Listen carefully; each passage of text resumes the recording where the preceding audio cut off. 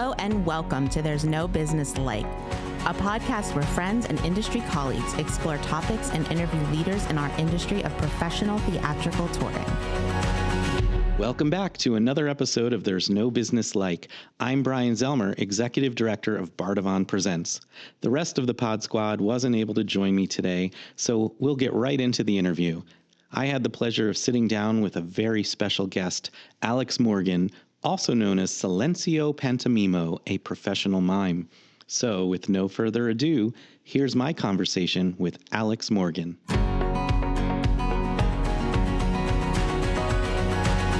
Hi, Alex, and welcome to There's No Business Like. Thank you, Bryan. It's great to be here. So I know you have 13 years of professional experience performing all over the world as a mime, and we'll certainly dig into that. But first, let's start at the beginning. Where did you grow up, and how did you first discover the performing arts, and specifically mime? I grew up in a small town outside Franklin, New Hampshire called Northfield, where the biggest event around was the annual county fair. Oh, okay. It was primarily a gathering of people working in the agricultural sector, as well as folk artists and crafters that wanted to sell their homemade wares. People came from far and wide for this fair so they could share farming techniques, buy and sell equipment, or boast about their livestock, which there were more competitions than I can recall. Of course, it was a fair, so there was plenty of typical rides and carnival games, as well as the foods. Ooh, the foods were so good. My family went to this fair religiously every year.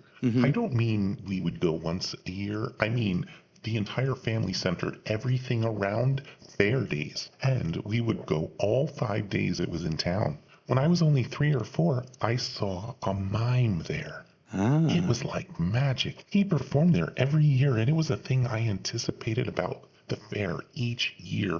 As I got older, somewhere around age 9 or 10, I just knew I had to learn that and do that. So, when and where did you begin to study mime? Well, at that young age, it wasn't a question of studying something. You just saw something you thought was neat, and you wanted to go home and try it and mimic it.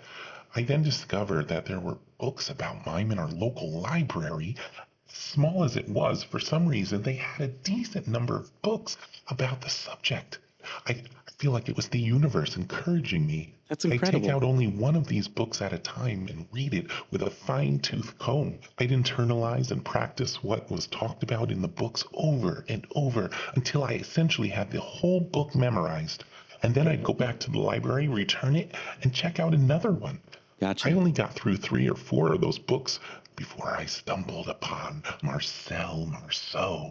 I was 15 at the time, and I found out that Marcel Marceau opened a school where you could learn about the art of mime in Paris, France. So I ran away from home, and after several months of hitchhiking, begging, and trading favors around the whole Northeast, I finally made it to Paris.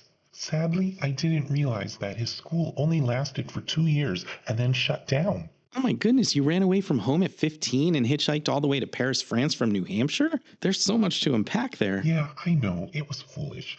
I don't really want to get into all of that right now, but I will say that I stayed in touch with my mom and dad the whole time, and I did return, so everything was mended on that home front. Okay. However, Paris wasn't a total bust because I should mention this is the late 1970s, so mime was just coming down the other side of the popularity mountain it achieved in the late 60s and 70s. What was I? Oh yeah, Paris wasn't a total bust because mime was still pretty huge at this time, and they were everywhere in France, and they were quite respected. I became friends with a mime who was working professionally at night, doing a 10-minute act at a cabaret theater. And then he'd busk on the streets to tourists all day and make an incredible amount of money. He took me on as an apprentice, and we worked together, forming a duo mime act. It was incredible. Unfortunately, the cabaret didn't even let us audition it, so I only performed on the streets, but people were so into it and so generous. So we made out just fine. I remember one of the hokey things we did every day because the tourists just went bananas for it, and that was we mimed climbing the Eiffel Tower. But then going into this whole bit where we were like playing a kid's game of King of the Hill, and we'd precariously dangle off of the Eiffel Tower while we fought each other to be the person at the top of the tower. So how did you go from busking on the streets of Paris to performing professionally, touring around the globe? Instead of telling you my mime story, why don't I show you? Would it be okay if I transformed into Silencio and answer your questions that way? We could do the rest of the interview with me in character. It might be fun for your listeners. Yeah, okay. That would be a first for us, but sure, let's try it. Oh, okay. So Alex just got up and went to get his bag. So I guess we'll pause here, and when we come back, I'll be interviewing Alex's mime character, Silencio Pantomimo. This should be interesting. Okay, we're back, and I'm here with Silencio. This will either turn out to be something really unique and interesting, or the biggest train wreck we've ever had so far on the pod. But I'm excited either way to try this and see where it goes. Okay, let me take that over. Welcome back, folks. I'm here with Alex Morgan, now transformed into Silencio Pantomimo. For the rest of the interview, you'll only hear me, as Silencio will answer all his questions in mime. I'll do my best to describe his actions, but I can't promise it's going to be great. This is new to me, too. All right, first question. Silencio, how do you prepare for a performance? Silencio is miming putting on a costume. And now he is painting his face. Okay. Now he's doing, looks like stretches. Oh, okay. He's warming up. It looks like some stretches and facial exercises. I guess he's looking in a mirror. It looks like he's looking in a mirror. He's not responding to me, but I guess that would be the difference between mime and like a game of charades or something. Let's see. He's showing us, some meticulous preparation routine, which involves stretching. To me, looks like a cat who's had too much coffee, but I'm not sure what that was. Sorry. Thank you, Silencio. So I was asking Alex before you transformed into you, how you went from busking on the streets of Paris to where you are now, performing in theaters all around the world.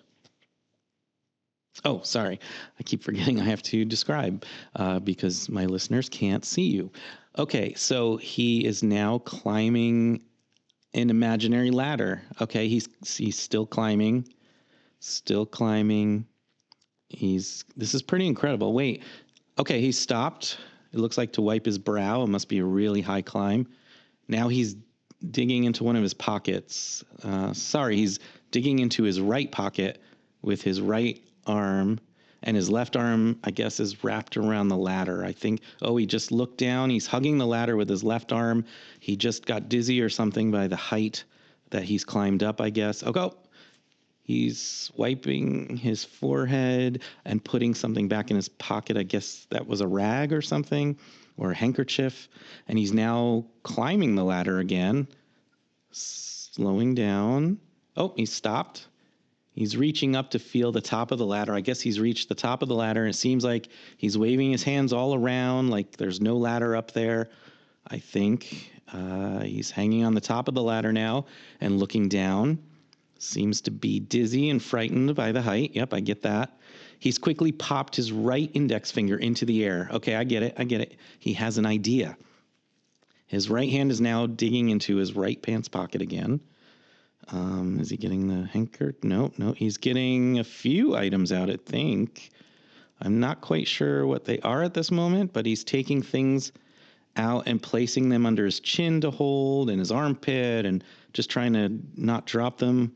Oh, okay, now he's done with his pocket and, sorry, not sure yet. Hold on, he's doing something. I'm not sure how to explain this. Okay. It appears he took out 1, 2, 3, 4, 5, maybe 5 balls. They appear to be ball size, like the size of oranges. And he's now balancing them on the tippy top of the ladder. No, he's okay. He's balancing. I see. He's standing at the top of the ladder. Oh, this is incredible. Okay. He's balancing at the top of the ladder. Oh, but he almost lost his balance and almost fell off the ladder, but he just got himself back composed together. Okay. He's now, he's juggling. He's juggling the balls as he's standing, balancing on the top of the ladder. Okay. I get it. And now he just caught them in his right pocket one at a time, and he caught them all, it looks like. And then he's doing an end pose. Okay. Yay. Okay.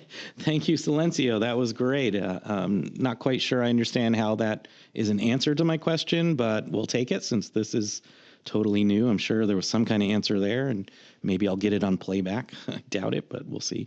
Anyway, I realize now that he's sliding down the ladder, so he's not done with the mime. I'm sorry, with this scene. Okay, now he's safely back on the floor, and he just bowed, and okay, great. So yeah, end of scene. Sorry, I got ahead of you, Silencio. All right, Silencio, next question. You clearly have mastered your art and performance skills, but what advice do you have for a young listener out there who might be thinking about becoming a professional mime like you someday? What advice about the business side of your profession do you have for them? Oh, I keep forgetting to describe. Okay, sorry. He's actually just standing still. I think he's pondering the question, so we'll just give him a moment.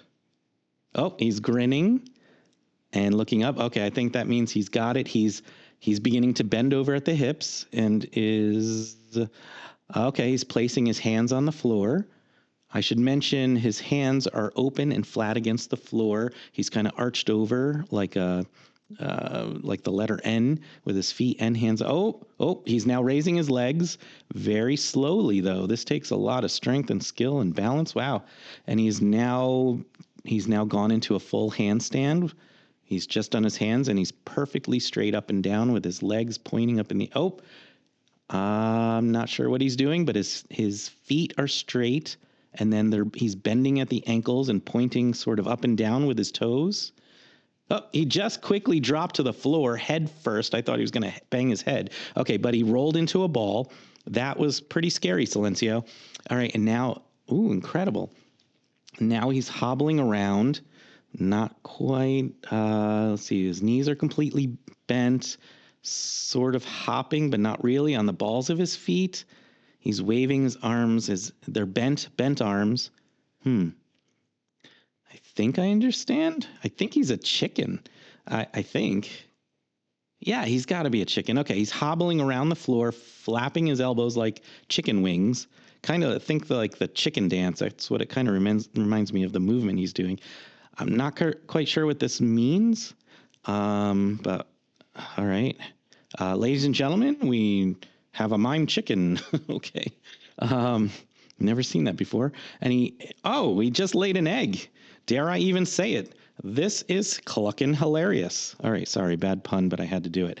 Opportunity presented itself. I wish you guys could all see this, because this is the most bizarre mime I've ever seen. All right, he's laid an egg, but he doesn't seem to be done acting out this chicken piece. I thought that might have been the end. He's wandering around the floor now, still chicken-like, still waving his arms. I think he's looking for food to peck, I think. Something's gotten his attention. His head is no longer cocked over and looking down. He's now holding it straight up, and he's got a concerned look on his face, and he's like turning his head back and forth like he's scanning for danger. Oh, he's listening. Do chickens have ears? I don't know. I can't. It appears a wind has started to pick up. Oh, I've seen this wind bit before. Okay, I've seen this, but never as a chicken. Wow. It's blowing him a bit, but it's getting stronger. I can tell because he's now fighting to stay put. I know this must sound ridiculous, but this is actually quite amazing to watch. I mean, I've seen, as I said, similar mime fighting the wind, kind of cliches, I guess. Sorry, I don't mean that as an offense, Silencio, but this is really quite incredible to see. It's really some skill as a chicken. Holy cow. All right. The wind is now so strong, he's being flung to the other side of the room, but he's not giving up. Nope. He's just fighting it. Oh, no. Oh, just as he makes some progress, the wind blows him back. Okay, he's still fighting it. I can't believe I'm saying this, but I feel incredibly sad for this chicken. All right. not just because he's being blown about, but he just appears so sad. He's got such a sad face on now. It's like, oh no, Silencio. Oh, something blew into him. It must have been something large. I'm not quite sure what it was, but it knocked him over. He's now balled up on the floor on his side. His eyes are closed and he's not moving yet. He kind of seems lifeless. Silencio, you okay? Oh, he just shook his head and popped his head up and he's opening his eyes. Oh, he looks angry. Okay, he's now angry or maybe determined or something along those lines anyway. And now he's rolling onto his head. Oh, his hands are now stretched out. They must not be wings anymore. I'm not sure what's going on. Some kind of transformation. Oh, he's back in the handstand. His feet just pop straight up in the air. He's laying like flat in the air standing on his hands. And he just popped himself out of the handstand. Wow. And landed on his feet and just bowed. Great job. That was great. Bravo, Silencio. I got to say, that was very unique. I've never seen anything like that. Again, the meaning went over my head, but and I'm not sure if that relates to my question at all, but it was certainly interesting to watch. I have no idea what this is going to sound like, but anyway, great performance skill. I can definitely tell you're very skilled. All right, Silencio, next question. What's the most challenging part of being a mime? Okay.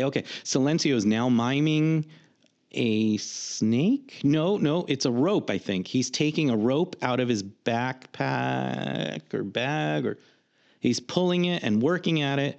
This seems like an enormous invisible rope, folks. His face is a bit contorted now, assuming due to the effort he's trying to pull this crazy long rope out, which he's still doing. And it just keeps coming and coming. Okay, he's got to the end of it and he's dropped it on the floor next to him. Okay. He's reaching back into the bag or trunk or whatever it is, and appears to be struggling with getting something else out. It's clearly something heavy, but I'm not sure. Whatever it is, it's let's see. He's using both hands and trying to pull it out, which I can now see his hands. And he's pulling this heavy thing out of the bag. Oh, no. Okay. Some force has pulled him back. That heavy thing just pulled back into the bag and pulled Silencio kind of in with it. But he isn't giving up.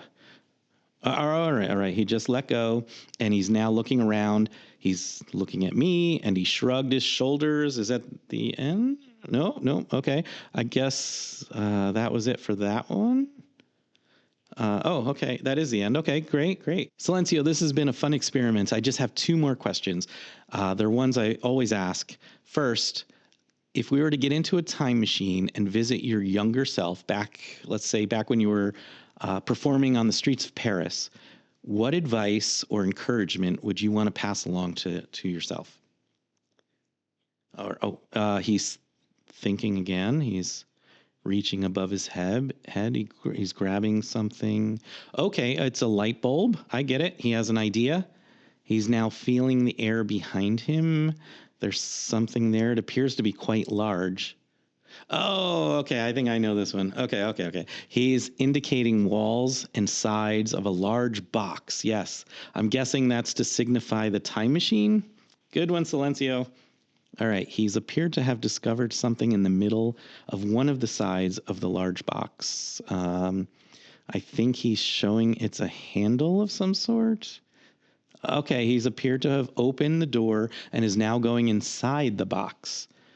He's feeling around the walls from inside the box and Yep. Okay, still feeling. I see he's like checking all the sides, and okay, it has a ceiling. Yep, and floor. It has its own floor to this box. I see that, Silencio. Yep. Silencio is now closing the door to the box that he opened to get in, and he's repeating the feel around and showing me all the sides of the box again. Yep. He's now holding his left hand to his ear and shaking his head, pointing at me, and back at his ear. I think he's saying he can no longer hear me. I guess he's indicating that the box is soundproof. Okay. And now he's looking shocked or surprised by something.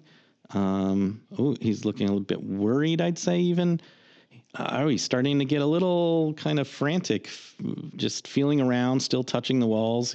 He's reaching up. Not sure what I'm not sure exactly what's going on. He has this concerned look on his face. I don't know. It's got me concerned though. His eyes are darting around, no longer looking at me. Can you see me, Silencio? Okay, I think the box has gone opaque for him. I could still see him, of course, because the box is invisible. But for Silencio, of course, he seems to be losing all of his senses one by one. He's now pointing at his tongue and making a disgusted expression. I don't know if he's tasted something bad. Oh, he's gagging and choking. Not quite sure. He's making a choking symbol around his throat and coughing. Of course, I can't audibly hear him cough, but that's clearly what he's doing. He's definitely coughing. Oh, no, he's bending down in the box. He's kind of contorted along the side wall there on the left side. I think oh, no, he's struggling to breathe. Silencio, what's going on? Why are you choking? Get out of the box, Silencio. Just open the door. Open the door. Come on. He clearly can't hear me or see me. Silencio, come on, open the box. This is sad. He's slumped over in the box, but his right arm is reaching up. He's still moving it around, but he's searching the wall. He's close to where the handle was, I think, but he's not able to open it, I guess. He's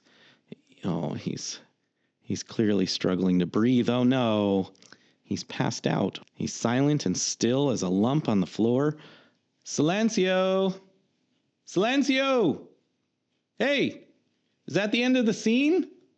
Yeah, he's just still laying there. Not sure what's happening. I mean, nothing is happening right now, but I don't know if there's more to come after this long stillness or if the scene is over as it seems. Silencio! Yo, Silencio. Hello?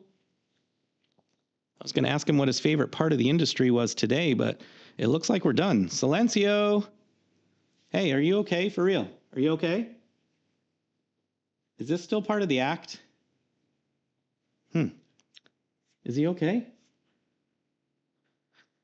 He's actually looking pale right now in real life. I mean, he's got makeup on, but I don't think this is supposed to happen.